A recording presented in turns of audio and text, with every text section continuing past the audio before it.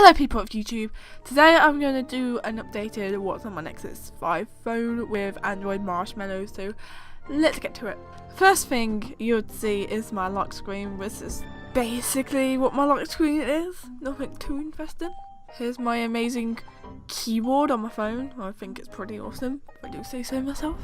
It has these kawaii faces that I absolutely love, more than the normal emote icons, though I really do love the Android emote icons, especially the Google Android emote icons. They are so kawaii. The first app you would see is Google Play. I think almost all Android phones have a Google Play store. Correct me if I'm wrong. Not all of them, but a lot of them do nowadays.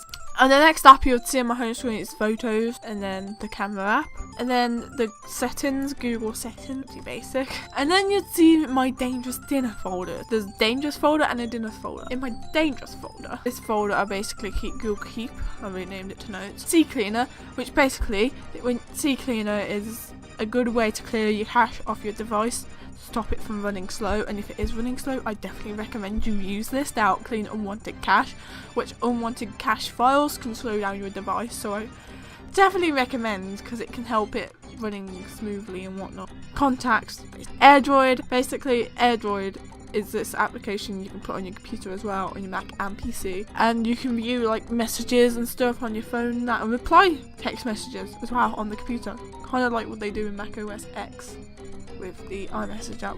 I think that's pretty cool, and I'll use it, and I'm actually using it right now to screen record my phone, well, to view the phone on my PC, and we're obviously filming with Bandy cameras I always. And Greenify is such a useful app. It just hibernates all the apps that run in the background using all the, well, some RAM and stuff, the ones that view the notifications and all that, which sometimes I kind of find annoying, to be honest. And then it just uses all RAM and CPU, so it's good to hibernate those, I think. Yeah, it's just good to hibernate them, I think, to save battery and whatnot. So yeah, I like Greenify. In my dinners folder is basically where I keep all my social apps, really. Like for example Twitter, which you can go and follow me on if you really want to go and follow me on Twitter. Next I have Tumblr. You can go and follow me on there if you really want to. I also will probably be changing my Tumblr URL soon. Then I have OneDrive. I basically use this on my PC and my tablet to back up photos or put them on different devices and whatnot. So yeah, I really like it. And then YouTube, I don't really use it on my phone. I use it on the computers and on the computer most. And what I have down here on my phone is basically, the phone app. I have that down there. Next to it I have Go SMS. This, I used to use the Google Hangouts, but I just had to change text message apps because the Google Hangout app wouldn't send my text messages. Also, I like the customization of this Google SMS one because I do like customizing my device and whatnot. And then I have Firefox because that's my main browser and I just like Firefox. They're a basic Google Music app. When I click that $, it takes me to all my apps. It's basically my app drawer thing, whatever it's called. And yes, they are all organised. I like it like that. The first folder on here, and basically in this folder is just basically all the most pre-installed apps. But there is some apps I've installed myself, in this folder there's not much. Like wallpapers, where I got my wallpaper off this, and it's just some cool wallpapers on here, I think. And it came with my theme I do use. Kitty Play, this is basically where I get my themes on farm, mostly for my icons and stuff. App Center, this basically came with the theme I use. I don't use it. And theme, that also came with my theme. My theme I use on my phone, launcher, whatever. Google folder just basically has like the Google apps that came pre-installed on my phone, really.